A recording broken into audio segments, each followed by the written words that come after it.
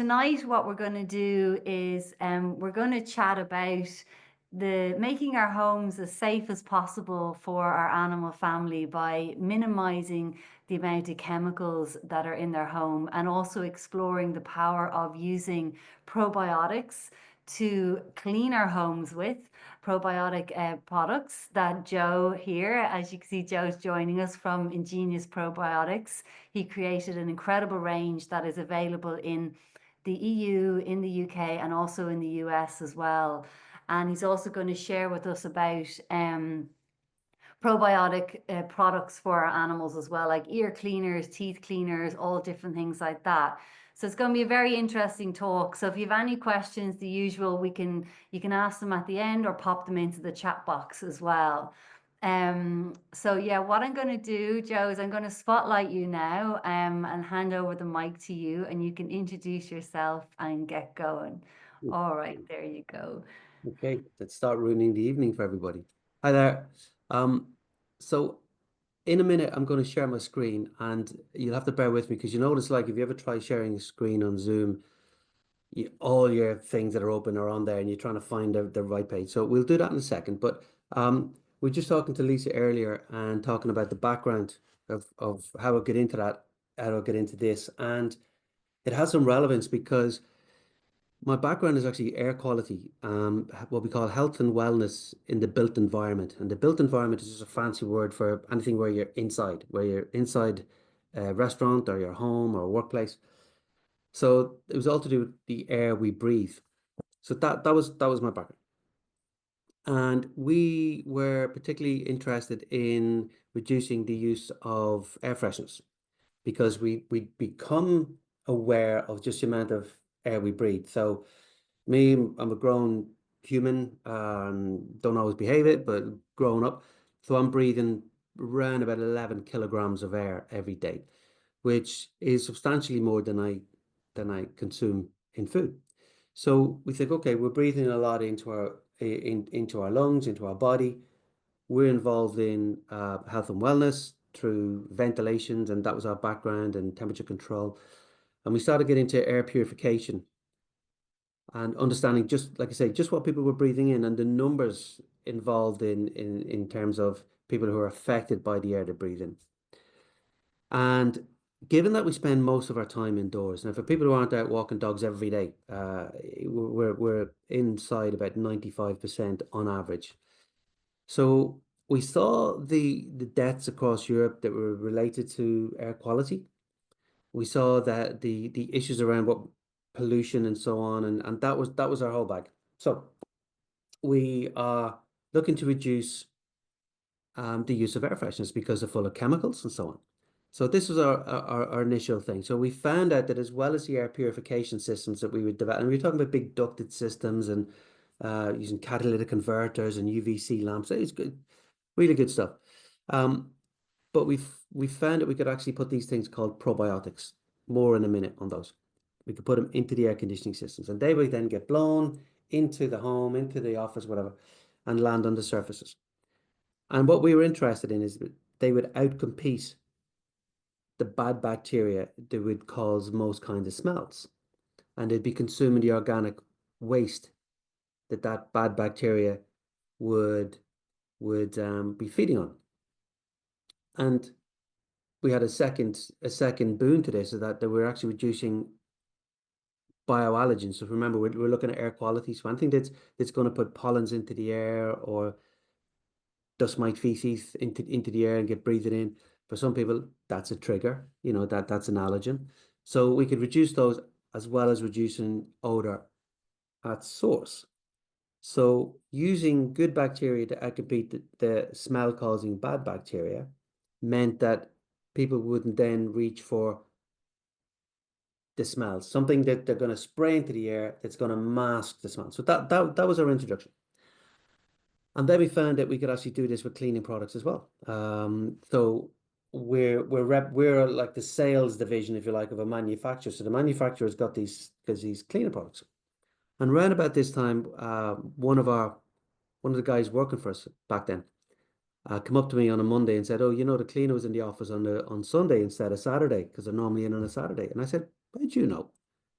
You weren't here. I know that much.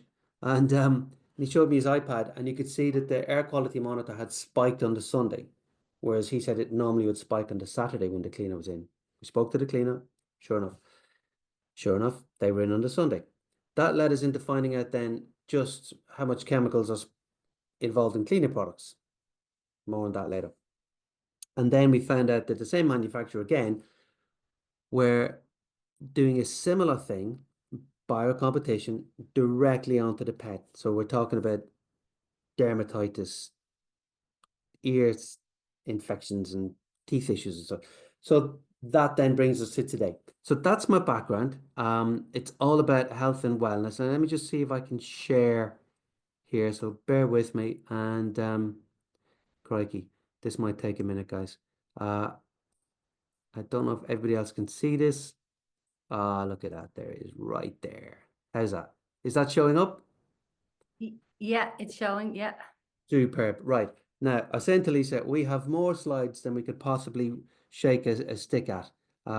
This little guy here is he's a little bacteria, a little part of the defensive home guard, if you like. So that's what he's doing. That's what he's supposed to be. So a little bacteria home guard, because that's what we're doing. Put lots of good bacteria there to outcompete the bad.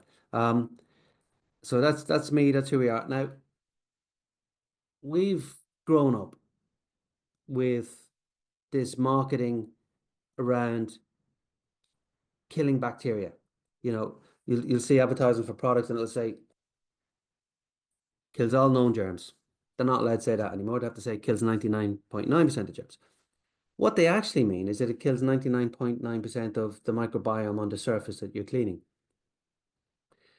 So, sorry for the germaphobes. I know there's not many pet owning germaphobes these days, but everything is covered in bacteria. And when I say everything, I mean everything. Okay.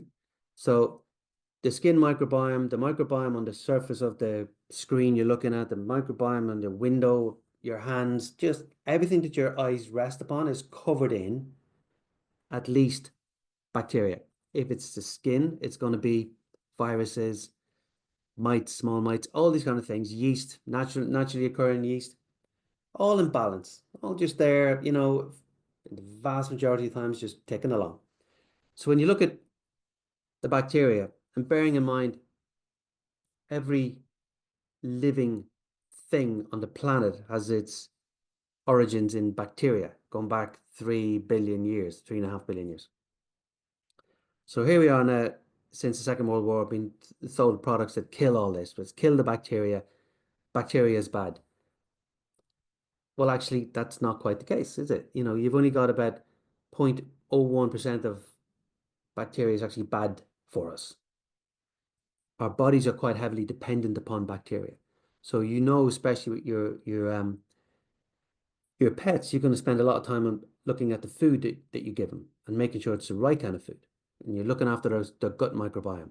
Okay, and you know how important it is. Well, it's the same on the skin, covered with bacteria that maybe not doing anything other than being there to offer competition to the bad guys. So a probiotic is just a World Health Organization umbrella term for a microorganism that conveys a benefit to the host. That's it. It's very simple. So what we've been doing with probiotics is a pro approach. So rather than trying to kill all the bacteria, because a couple of bad things happen when you do that. Instead of having a kill approach, we have a pro approach. Okay, so we just put lots of good bacteria into the same space. So when we look at people talk about having a bacterial issue, you have bacterial infection. Okay, which bacteria? Okay, well, I've got Staphylococcus on my hands, like most people do. Don't have a staph infection. Why is that? Well, because it's about balance. So we were at a recent presentation by a pet care laboratory, and they give the vets a list of the bacteria they find from the swabs sent into them from animals with ear infections, bacterial ear infections. And they give them a list of the bacteria they find from swabs sent into them from healthy ears. And the list of bacteria was pretty much the same. What's different is the balance. So a little bit of E. coli in your tummy, no problem. A little bit of salmonella, look, it's no big deal. as long as the good way outweigh the bad. Okay, so it's that thing. So here we come along. We talk about built environments, everything that's affecting us and our animals. I mentioned the food, what the food's wrapped in, the water quality. What are they breathing in? What are they coming in physical contact with? Do you live in the country? Are they spraying glyphosate? Are you on the roads? Is there, I don't know, brake dust pollution and road pollution? All of these things, that's before you start talking about anxiety and worry. All of these things have an effect on our health and our pets' health. And very often our pets' health has an effect on us. And definitely our health will have an effect on our pets' health, right? So we looked at this whole One Health thing and thought, well, okay, there's this particular sector of this we can help deal with. So removing chemical exposure. Now, I'm flying through these and I'm going to speed up. So we're using the probiotics to outcompete bad bacteria and consume organic waste. I'm just going to spray one. This is one we use for dermatitis.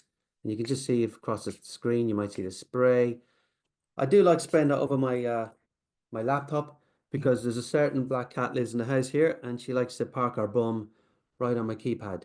And it's like, how do you clean underneath the keys? But there you go. So the probiotics will get in there now and they'll be eating the organic matter that wonderful little girl has dropped there. Okay. So that's what they're doing, eating the organic waste, outcompeting the bad bacteria, taking away the bioallergens. Okay, so for anybody with any kind of allergies, we can't cure allergies. We're just reducing some of the triggers. So for hay fevers or asthma maybe and so on. Okay. So we go from a point where we're using a killing technique to kill all the bacteria. And I'm looking at my desk here, all the bacteria. I'm going to wipe that with a chlorine-based thingy or some antibacterial wipe. Fine. We kill all the bacteria. Whoopie-doo. What happens next? And that's the question we keep asking. What happens next? What happens when you use an antibiotic to your own gut? What happens next? So the same on your desk or on your kitchen floor. And remember, especially for dogs, they're lying naked on the kitchen floor. They're not showering every day. They're not changing their clothes. And whatever you clean, you know about cats and the amount they groom, whatever you clean your house with will eventually end up inside your cat. So you're going to use a chemical. So number one, now you've got chemical exposure. You're going to wipe out the microbiome. What happens next? How many minutes before the same surface is covered again in bacteria? That can vary, but certainly you're counting in minutes, not in hours. Okay, so you clean the kitchen as you should, and you get rid of the bits of food waste as you should, and you wipe out the microbiome. And what it gets replaced with, you're not in control of. It's going to vary on a number of things.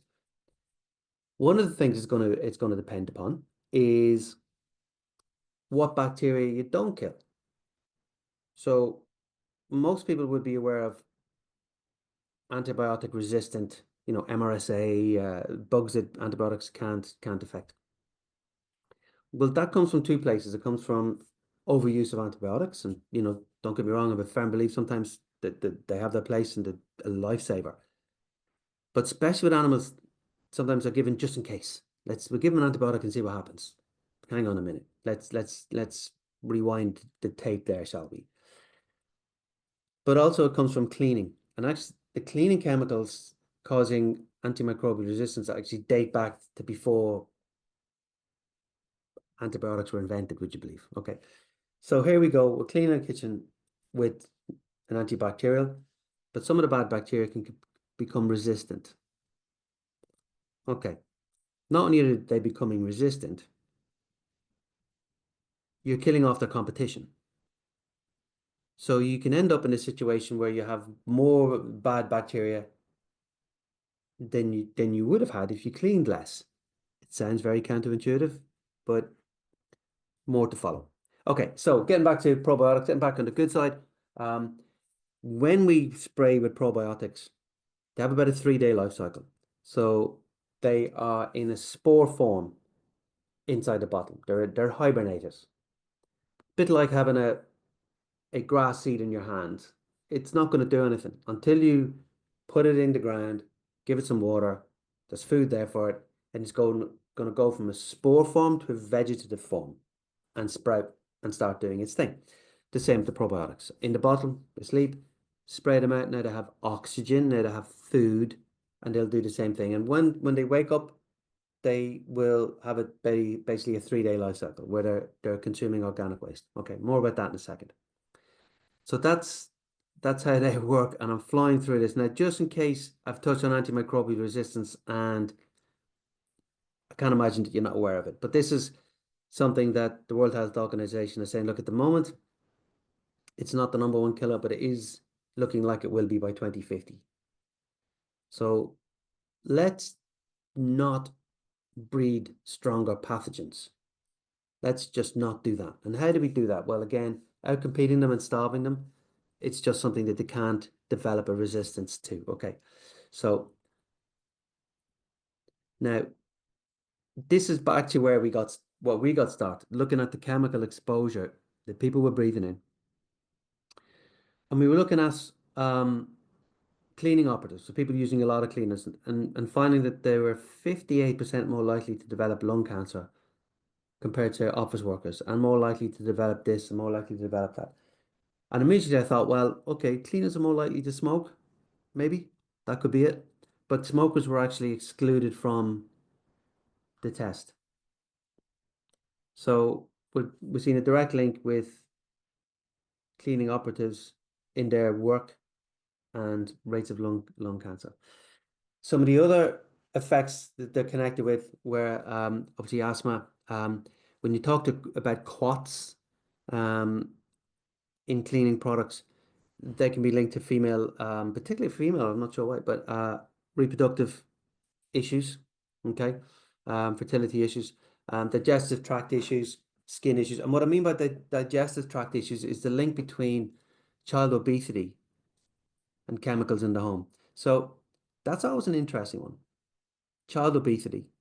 Okay, so you're affecting how the gut microbiome is acting. How are we doing that? Well, you're spraying stuff around your house which is designed specifically to kill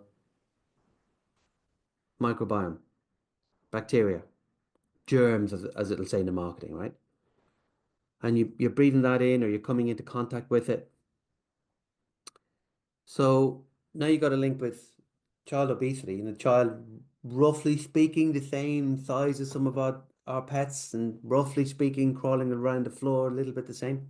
Okay, so you can see where we're going with that, how the antibacterial thing can be affecting the inside. And child obesity would be one thing, but you could be, we then start talking about the gut brain axis, and listen, we just don't want to be messing with this. So why spray? This is even before we talk about the chemical exposure. This is just what it's doing to the microbiome in our bodies, and on our skin. I'm going to start flying through these, by the way, because we're only at slide 12, and you don't want to know how many we've got.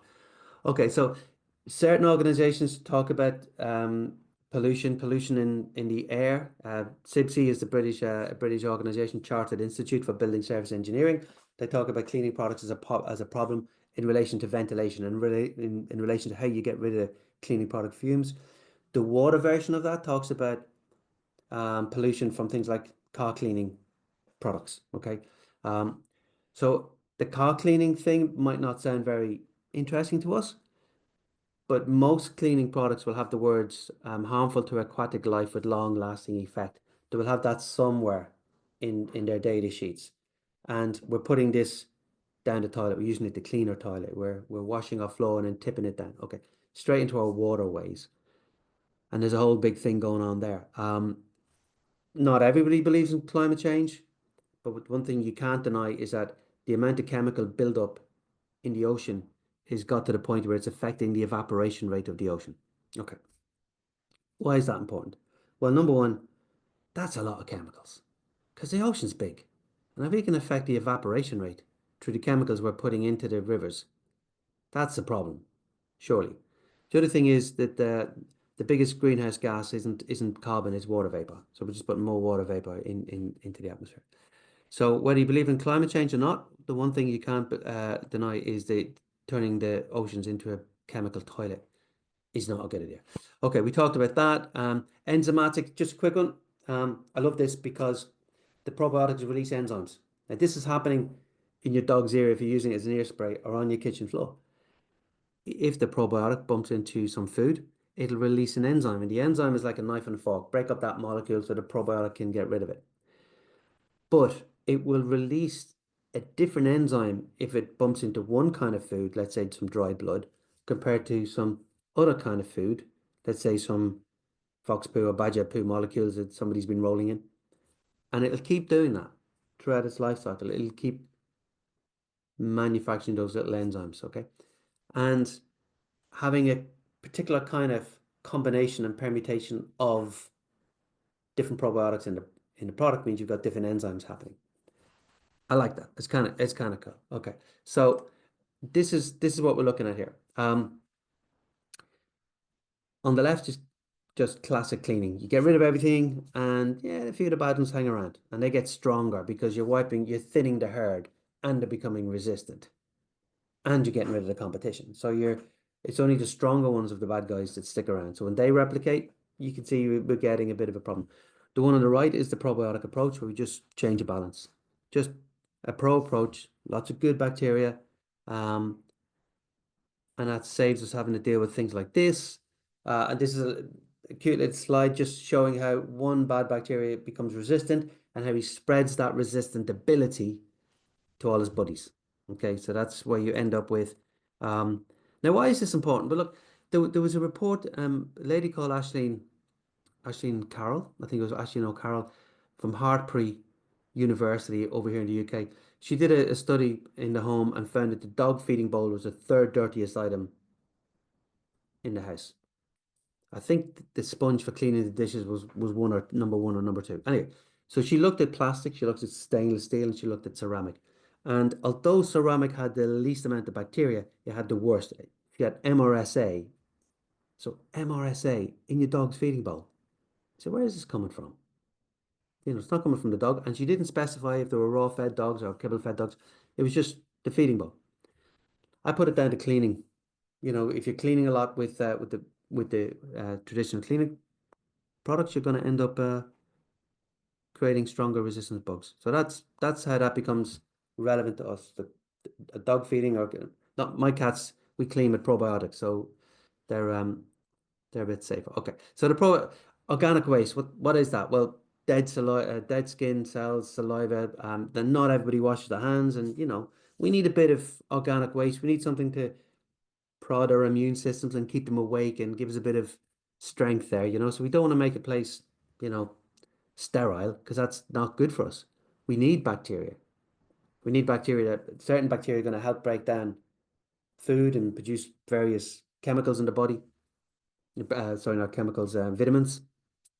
But also they're outcompeting the bad bacteria. So your gut lining, for example, will recognize certain bacteria and let them closer to the through the protective mucus lining of your gut bacteria of your gut wall, your gut lining, and use them to help keep away the bad ones that are doing a good job somewhere else in the body, but they don't want them near the gut lining for leaky gut and so on. Okay, so all of that's going on. So this whole idea of just wiping out bacteria and look, we're all, depending what report you read, around about 30 trillion microorganisms in fine balance. Hey, that's kind of cool, isn't it? So let's mess with that as little as we can. And a vet friend of mine says, look, when the dog's brought into him, I'm looking at 20 trillion microorganisms on the dog, in the dog, slightly surrounding the dog. Okay, where do they fare in the diagnosis?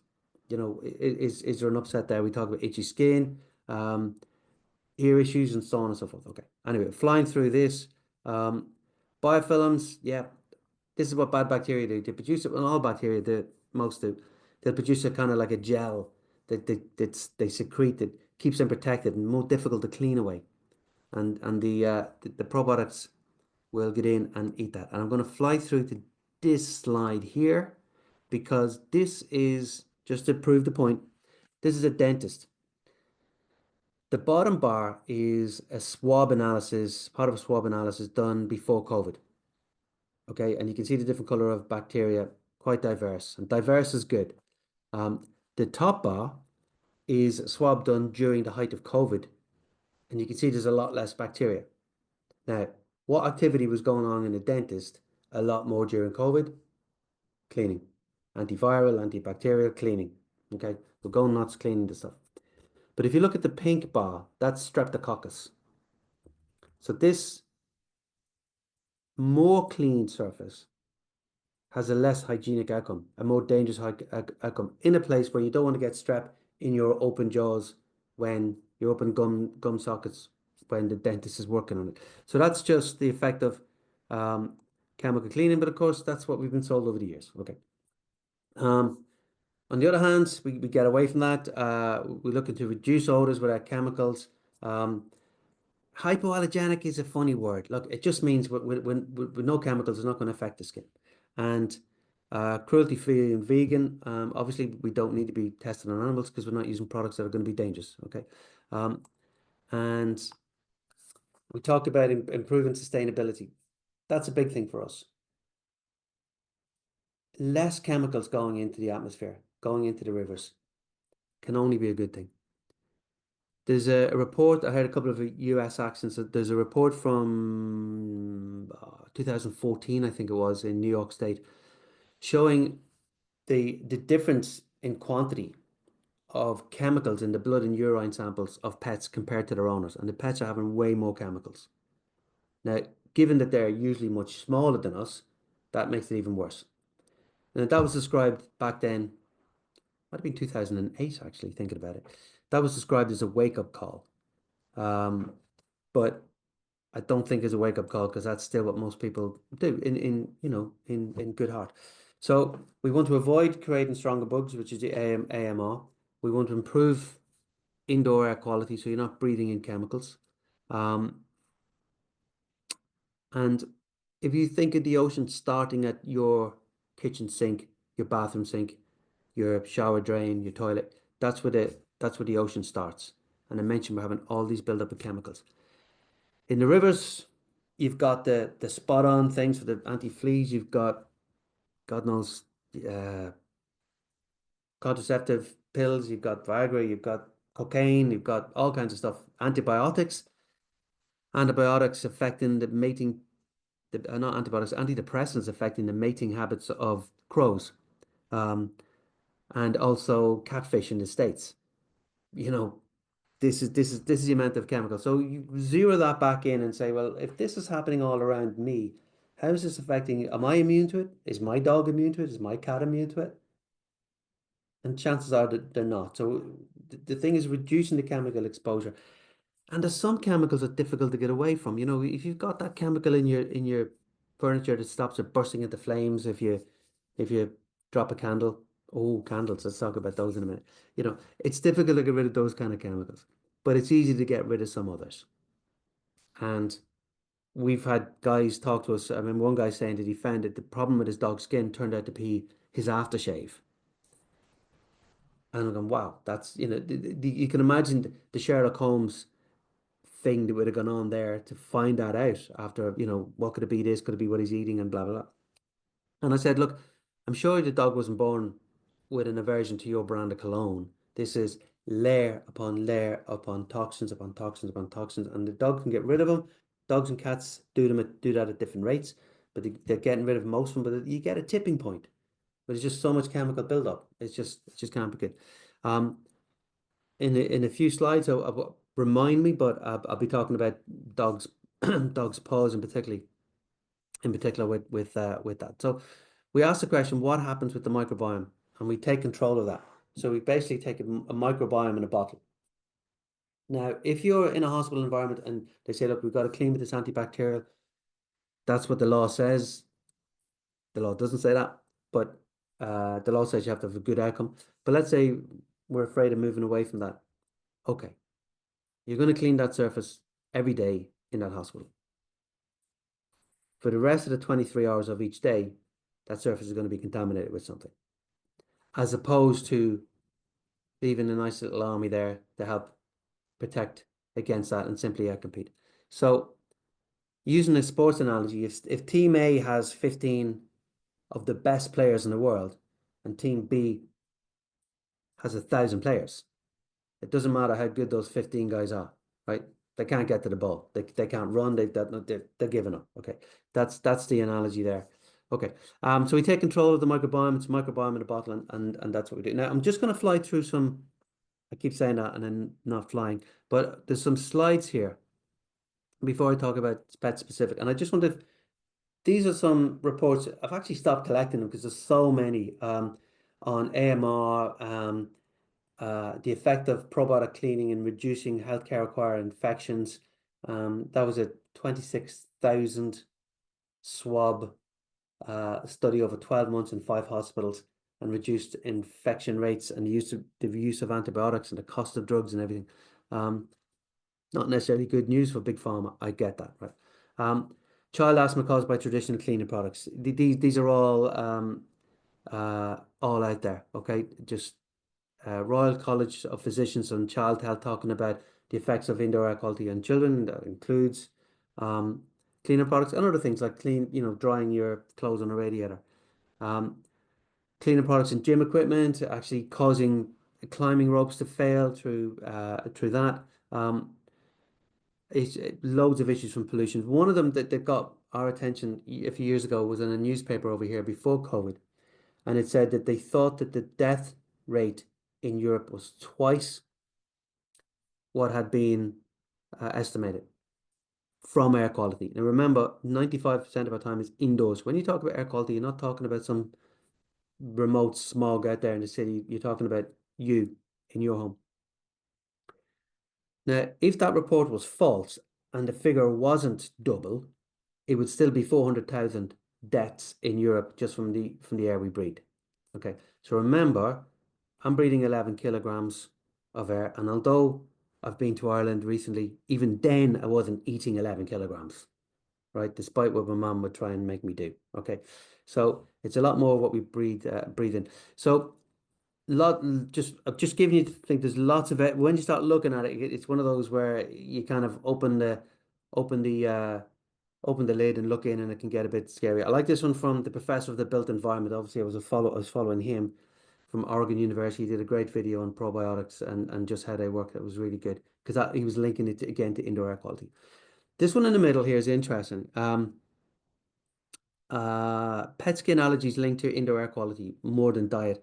So this was a report showing the direct link between canine atopic dermatitis, in other words, dog itchy skin, and indoor pollution. And what it was saying was that the pollution was actually affecting the skin at cellular level, at DNA level, and causing irritation. So when we talk about the skin, it's and cleaning chemicals, it's not. This is a really close. It's not a far away thing. I mean, you look at that dog, you look at all the different probiotics, different naturally occurring bacteria on them. It's natural. Let's not be wiping that out and giving them chemicals to boost. Okay, so I'm going to speed up a little bit. Talked about that. We talked about that. We talked about that. And here we go. We're putting probiotics and doing the same thing on the kitchen floor as we're doing in the teeth. So rather than antibacterial toothpaste, we're using a pro approach. So we're not swallowing into our guts any bits of toothpaste and whatever, not wiping out the microbiome of the mouth. So we're taking that dental microbiome and we're putting a healthy one in there. And those probiotics are going to get into the sockets. So you talk about plaque and tartar, you talk about gingivitis. And when you get to the point of gingivitis, now you're low level infections that's connected to the rest of the body through the blood system. So let's not have that. You know, some people would do it just for bad breath.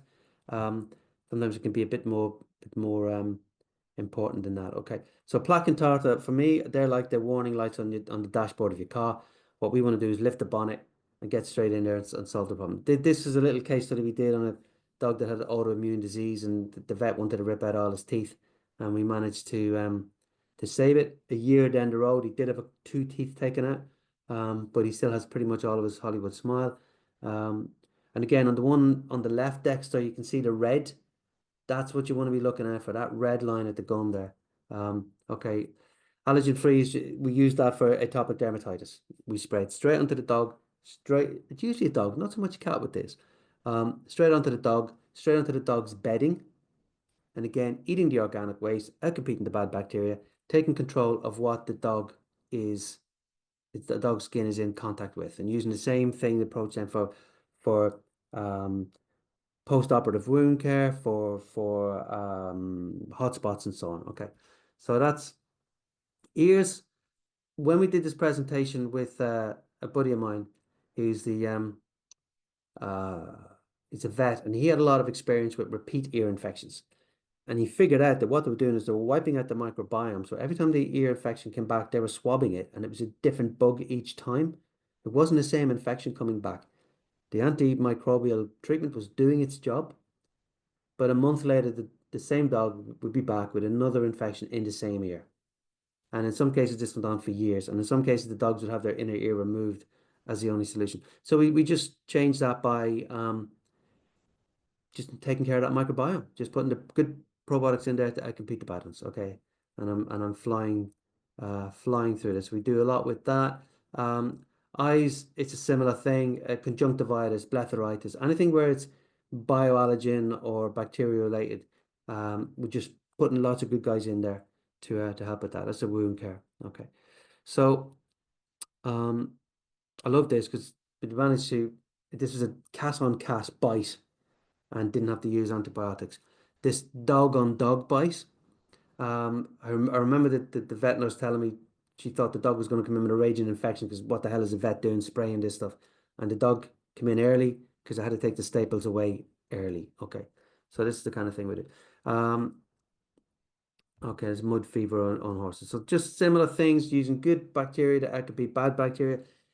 This I love this. This is you on a dairy cow that didn't have to have antibiotics. We didn't put antibiotics in the dairy cow, and that's our thing. Okay.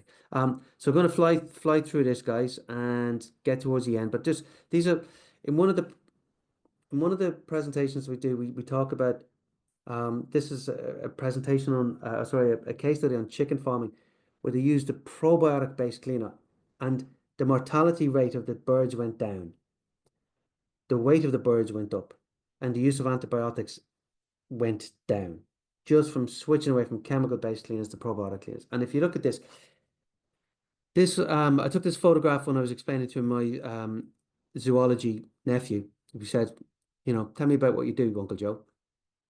And I just picked this up. It was not long after COVID. This was on the table we were eating at in the cafe. We're outdoors. Why the hell they needed to use cleaners outdoors, God only knows. And it's right by the sea. Just to our left is the ocean down in Cornwall. And this one, it says, caution, do not allow pets, especially cats, to walk on treated surfaces until they are dry, or to lick surfaces that have been sprayed or wiped with this product. So tell your cat not to lick, okay? And then you'll be fine. Contains blah, blah, blah, blah. So harmful to aquatic life with long-lasting effects. Now, the interesting thing, and I use this one to demonstrate it, is that it's this idea of a pet-friendly cleaning product that you maybe have to cover your fish tank, or you have to keep the dog out of the house or out of the room until the product dries on the floor. So dogs and cats sweat through their paws, so they're re-wetting the chemical. And now you've got straight absorption straight up in there. The cats especially will lick if the dogs, and one of the group was mentioned that the dog had been having paw issues and licking, so they're ingesting it. They're also breathing whatever evaporates. Or maybe your dog just goes out for a wee out the back garden and gets wet feet and then comes back in and re-wets it. So again, just reducing their chemical exposures. If you hear the word VOCs, it's an umbrella term, just means volatile organic compounds. And volatile just means it's evaporated. This water is not a VOC, but the water evaporating from it is a VOC. But it's usually meant for harsh chemicals. Okay. So we talked about that, and we talked about that study from America, and some of the symptoms you're going to see. Sometimes it's just lethargy, but the one we see most is skin issues. And dermatitis, you tend to see it. I know one of the pictures we showed earlier was on the back, but you tend to see it under here, on the tummy. We get pictures of canine, and particularly canine genitalia, and what looks like mild chemical burns. Okay, so this one was interesting. Somebody who knows us very well went on holidays, and a dad decided to was dog sitting and decided to clean the patio with some bleach, and this was the result. Okay, so the dad was just trying to do a good thing. So the dogs, if you're having issues with skin, have a look at what the skin is coming into contact with. Okay, and now I mentioned about controlling odors. My background is air quality. Candles just, I know they can be very atmospheric, and a little bit of what you fancy does you good, but the molecules coming off of those are the same size as what they measure when they're looking at the air quality index in your local town. So you can go onto a website, you can look at your air quality index. What they're measuring is the same size particle as what's coming off. Now that's before you talk about any chemicals that might be in the candles, okay? So for us, they're a big no-no when it comes to pet health and your health. And we're as interested in you as we are the fluffs, but we know you'll make changes for the fluffs that you won't do for yourself, right? We're all the same. So anyway, that's us in a nutshell. I've kind of flown through that. I'm sorry to throw lots at you.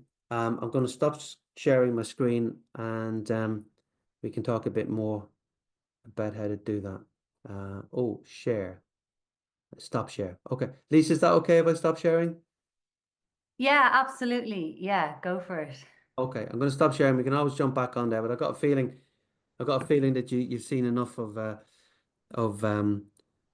dog skin and heard enough about dust mite feces and all that exciting stuff. But Okay. and where would we be without the humble dust mite? He does a great job. Okay, it's just he poos 20 times a day, so that's the stuff that usually causes the problems. Okay, so there Thank you you so much, Joe. That was amazing. Like I have so many questions in my head, but there's one here from Shirley. She's saying, what brand of carpet cleaners do you recommend? My dog has been licking her paws. I started her on probiotics last week. Okay, so the paw licking is like one of those. Wow, where do you start, right?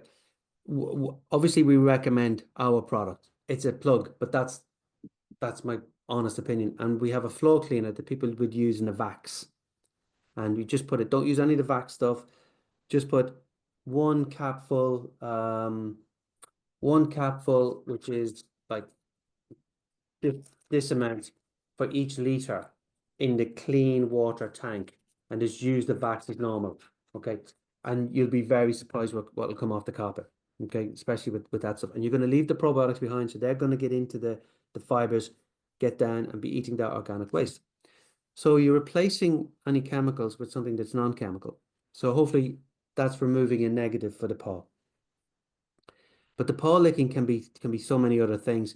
Starting on probiotics, great. Make sure you're getting some good advice, because the inside of the gut, those probiotics are much more complicated than the surface what we call topical probiotics, the go on top, the skin, the hair, whatever.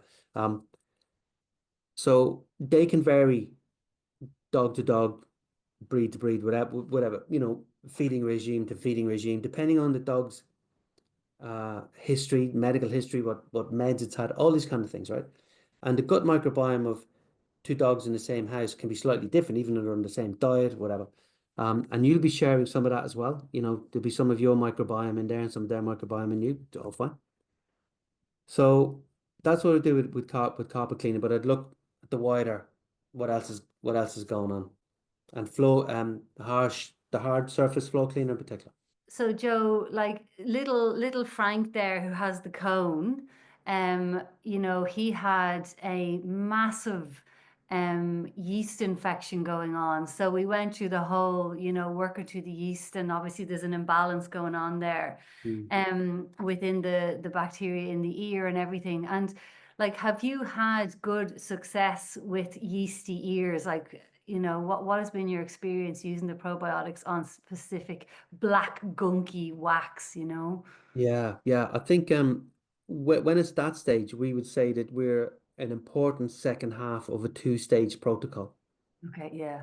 Internal and external, right? Well, it's more that like, see, it's easy with teeth. Whatever the problem is with teeth, it's bacterial, right?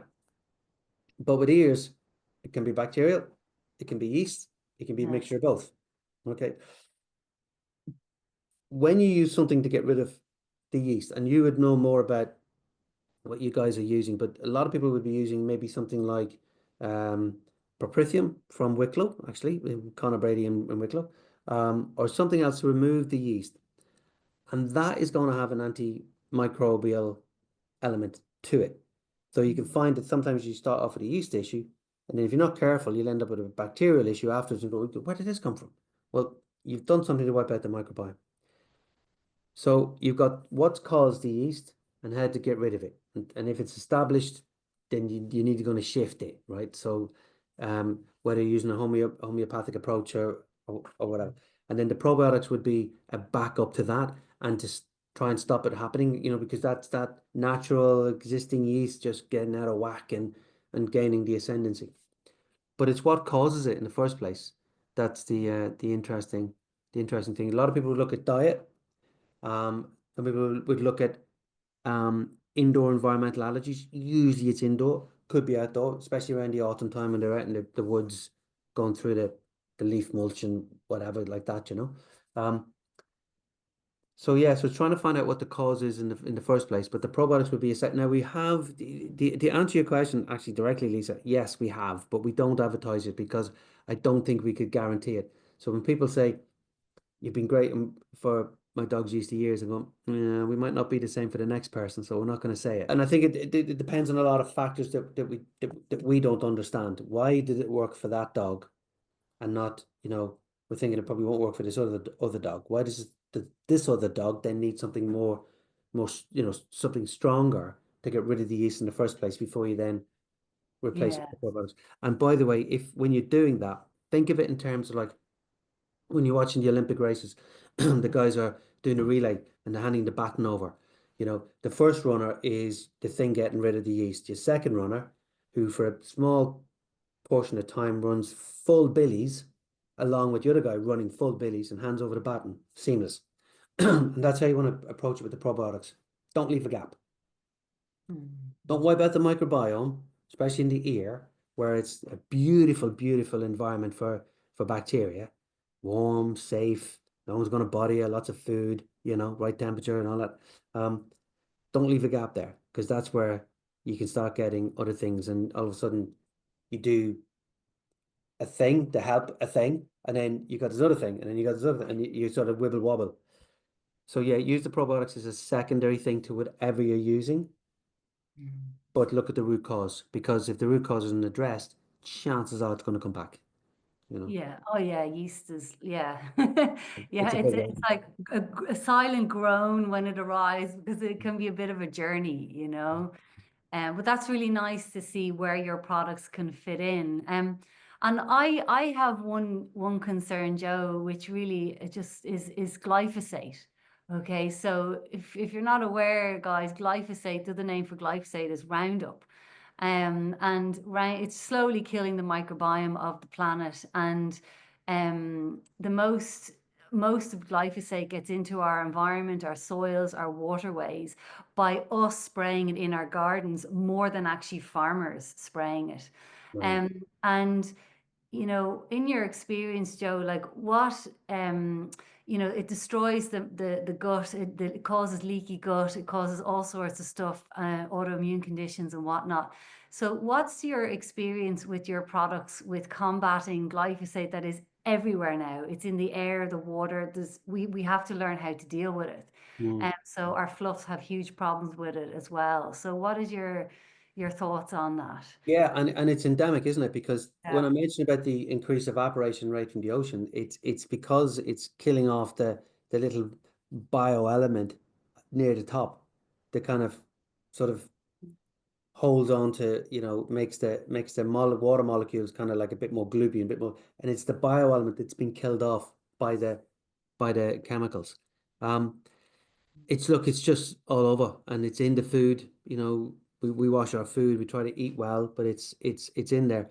Um, it's just very difficult to combat. The only thing we can do is that if you're washing, you can do lots of washing with a probiotic, and it's not going to have any adverse effect, you know.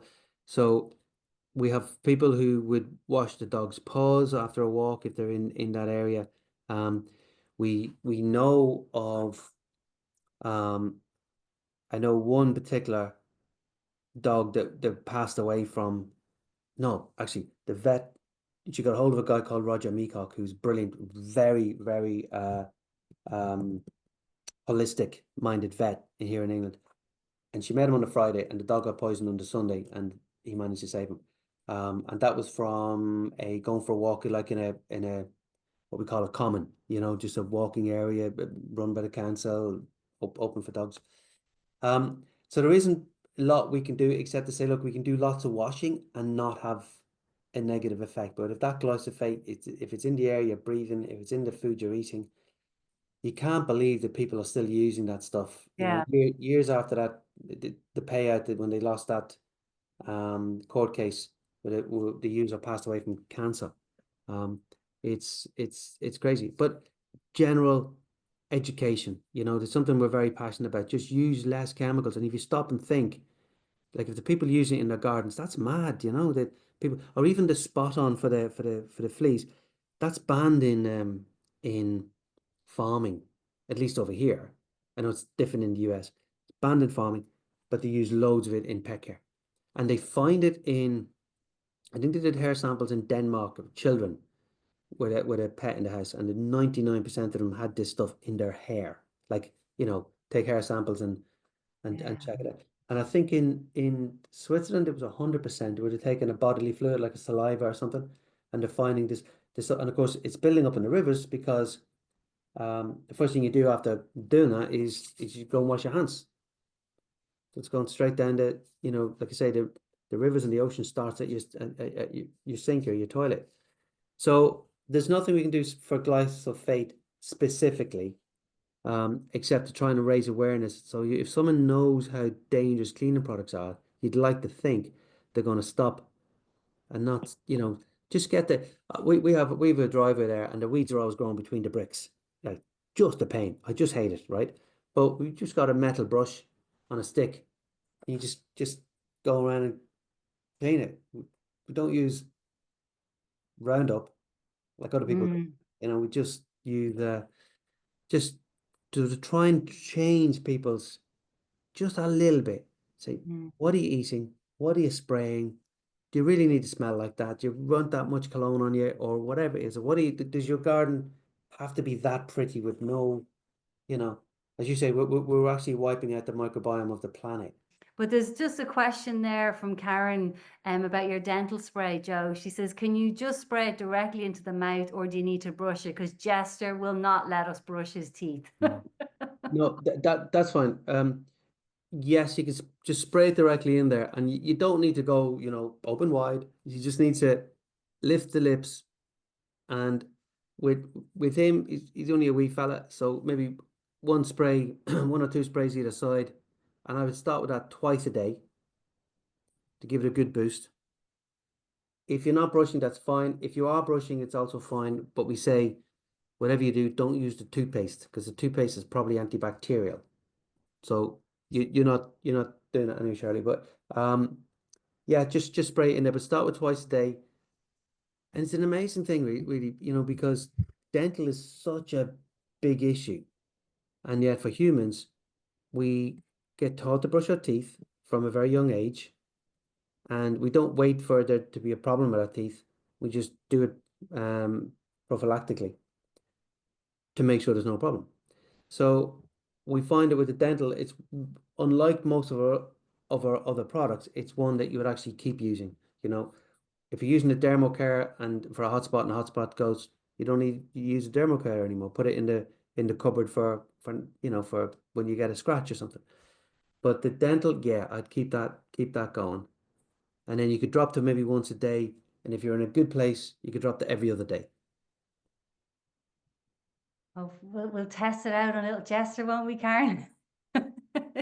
If we can get him to take it. We're winning. Brilliant, brilliant. Listen, Joe, thank you so much. We kind of have to start our meditation Yeah, now.